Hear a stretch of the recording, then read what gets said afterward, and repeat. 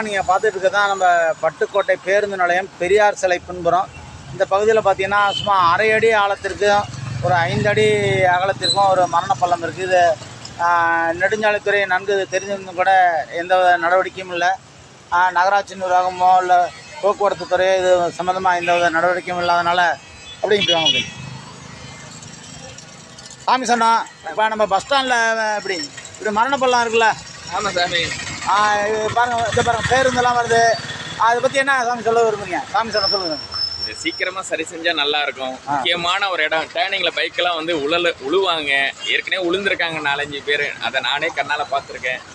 எத்தனையோ வாட்டி நகராட்சியில் முறையிட்டாச்சு, ஆனால் சரி செய்யலை. இப்போ நெடுஞ்சாலைத்துறை சாலை இது ஒருத்தர் மாற்றி சொல்லிட்டு இருக்காங்க. நெடுஞ்சாலைத்துறையும் பார்க்கலாம் தானே.